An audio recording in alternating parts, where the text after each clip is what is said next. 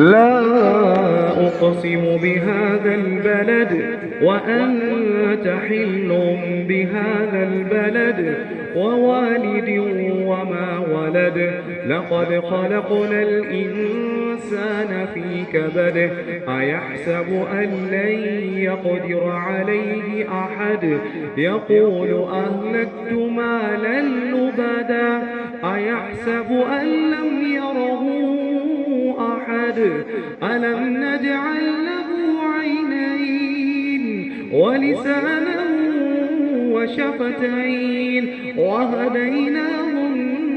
النجدين فلاقتحم العقبة وما أدراك ما العقبة فك رقبة أو إطعام في يوم ذي مسغبة يتيما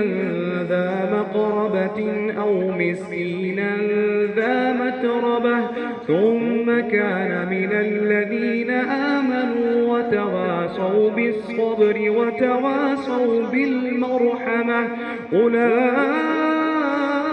أصحاب الميمنة والذين كفروا بآياتنا هم أصحاب المشأمة عليهم نار